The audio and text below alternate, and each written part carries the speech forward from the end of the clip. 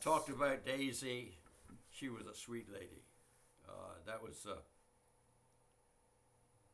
She took care of me when I was a kid. I mean, Mama went to work. Daddy was at sea a lot. Was this when Grandma was working at the pickle shop? The pickle plant, yeah. Pickle plant. Yeah. And what did Grandma do there? Pickle plant when you came by, when you came along. She was still working at the pickle plant when you came in, when you came born. When I was born, Yeah. Or was she home with you? she was home with me, but Jerry, she went eventually, because Dad was in the Coast Guard and he was at sea. She went back to work at the pickle plant, but she later went to work for an awning. My mouth is dry. Did you? I got some water for you right next to you. See it Right here. Nope, yep. Okay. She eventually went to work at an awning place. I think it was Hogshire. Sewing, wasn't it? Was she sewing? Or was she? I don't know. That was before my time. All right. Well, she just worked part-time, and then she came back and she took care of me, and then you came along, and then she was at home. Okay, Uncle Charles. Whenever you're ready, my friend. Okay. We're gonna take Uncle Charlie. Well, this is a continuation of my interview with Justin Jones, our nephew. When I started elementary school, I was 6. But before I started elementary school, my brother Gerald Wesley Jones, Jones, we have several Wesleys in our family at the present time, but he was born February 10, 1940. And I started elementary school the next September, which was September of 1940. The name of the school was Robert Gatewood, Gatewood school. I entered there in the first grade. During those years, we didn't have kindergarten, so you moved right into the first grade. My first grade teacher was Fanny, Fanny, May, Mae, Pierce, Pearce. And at first grade, as all of you and I know, is very, very fearful. We would walk to school. We lived about 3 blocks from elementary school, and we would walk to school, and then of course in the afternoon we'd turn around and go back home. My mom worked part-time while I was a child. She worked not only in the pickle plant when I was first born, but later she got a part-time job working in an awning plant, making awnings, and I believe it was Hogshire Awning Company. But when my brother Gerald was born, she stopped working and stayed home and was taking care of him. But there were a lot of ladies in the neighborhood. They would get together in the evenings, and they would sew. They would make all of our clothes. Daddy, of course, was in the Coast Guard, and he was at sea a lot. So for company, the ladies in the neighborhood would come over to our home, and the sewing machines would be set up, and there would be sewing going on, and sometimes cooking. It was a very unique. They would all get together. This is the community you're talking about. Everyone would look out for each other. You would hem each other's clothes and set up, and everybody. It was a really nice community. Yes, it was. So after Gerald was born, there was a period of time in the elementary school, and I say this for posterity as far as our children are concerned. I contracted malaria. Of course, malaria is a disease that brought about by mosquitoes. So I, being a kid that stayed outside a lot during the summertime, the mosquitoes bit me, and I ended up with malaria. So I had to take a lot of sulfur to get rid of that malaria disease. So before there was a shot for malaria, you had to take sulfur. Yes. Interesting. Yes. And so go ahead. How long did you have to take the sulfur to get Probably rid of it? about 2 or 3 months to get over it. And was it a powder, a pill? It was in a powder form, and Mom would mix it up, and I would take it in a tablespoon. Nasty stuff. Didn't taste good, but I had to take it to get over the malaria. But I've never had any problems with malaria since then. So, but of course, that was before the Second World War. The next year, 1941, the Second World War started. But getting back to my childhood,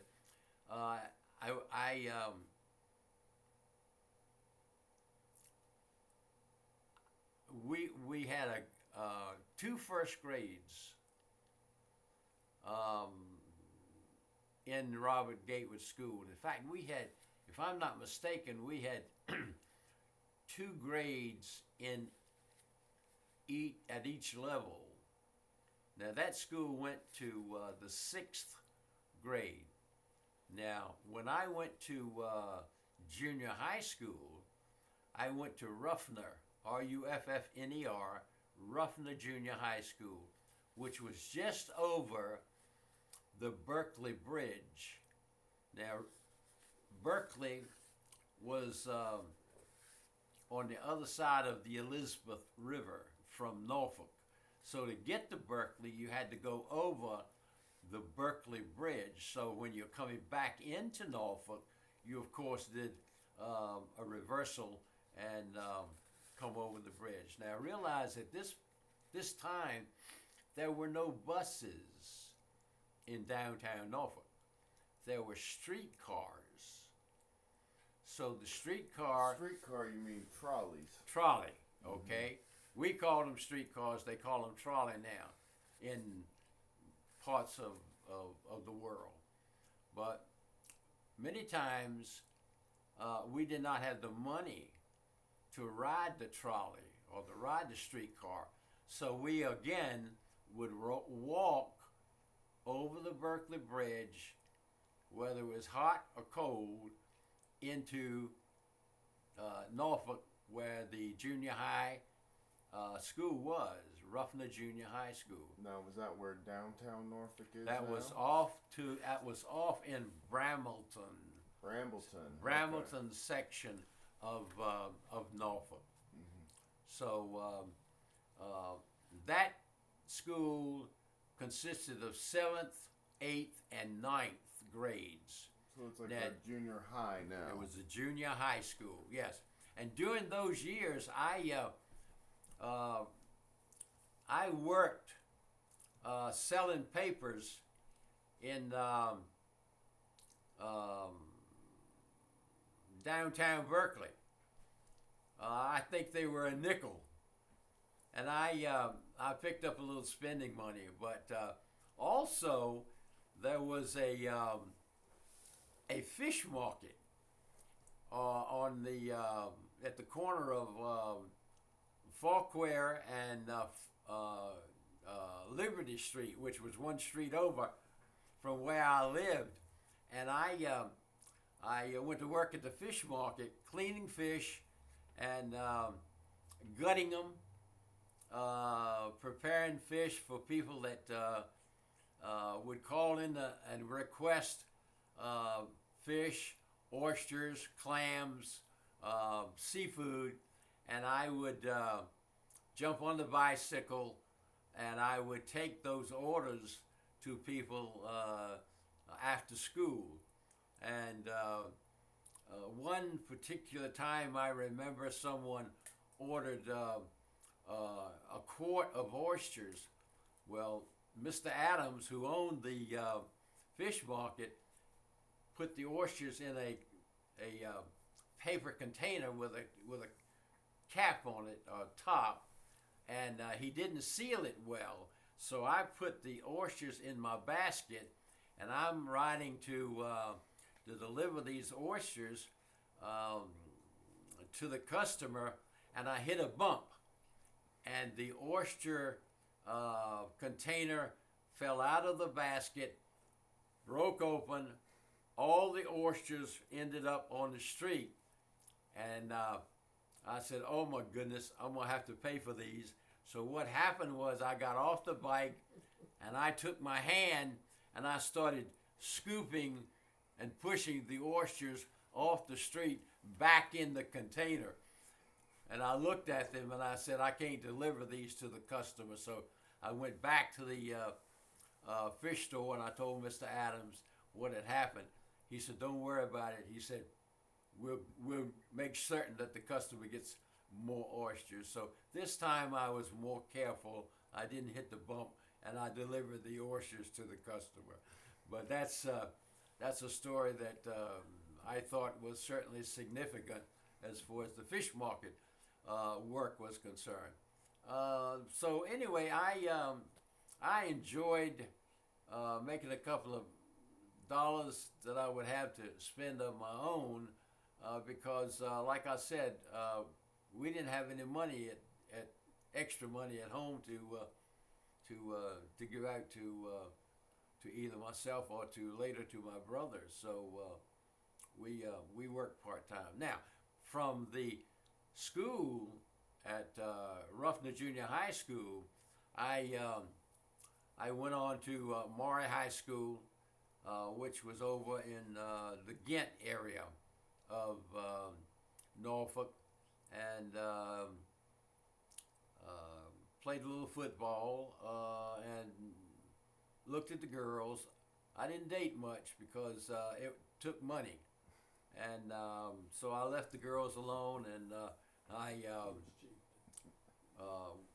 later went to working for B.J. Thompson Drugstore, and I was the guy that did a lot of the maintenance in the drugstore, and when people would call in for a prescription, I would deliver the drugs or prescription to the customers on my bicycle, or the bicycle that belonged to the drugstore, and but that was an interesting time. It allowed me to get to know all of the people, or most of the people, in Berkeley. Know where the side roads were, where all of the main roads were. So I knew so many people, and got to talk to them, fellowship, and I never met a stranger, and to this day I don't. I would always meet and greet, and later, after I became 16, I started to work behind the soda fountain at the drugstore. So you were a soda jerk. I was a soda jerk, and we had the best time. People would come in and they would say, "Can I have a vanilla Coke?" So what I would do is I would make the Coke with a squirt of vanilla syrup in it, or a lime Coke with a twist of lime. So this was before you went into a store and just picked up a bottle of soda. You had to have someone make it for you. Like you Yes. couldn't go in, and it's before the glass Cokes and all that. You had to go, if you wanted a soda, to the drugstore and get the soda jerk to make the soda for you. That's right. No, they That's had right. glass bottles. Or we would make the milkshakes. We would make the chocolate sodas, vanilla sodas. And later, my brother also worked at the same drugstore. We were So- two jerks, He was a soda jerk also. Nothing's changed. So anyway, and we had jerks. I started dating a young lady by the name of Dolores. I think I was in about the 11th or 12th grade because, like I said, I didn't have any money to take her out. So after school, I would walk her home and then go back home. So, but later, as time went on, I made a little money at the drugstore as a soda jerk. So we would go to the movie. And we had a movie in Berkeley called the New Rex Theater, and it was a movie house that belonged in Berkeley. It was our movie theater. And then So when we're at what point in your life right now? Are we into the I'm high school? I'm in high school, and I'm getting ready to tell you about graduation. Okay, let me just stop right there. I gotta change batteries, and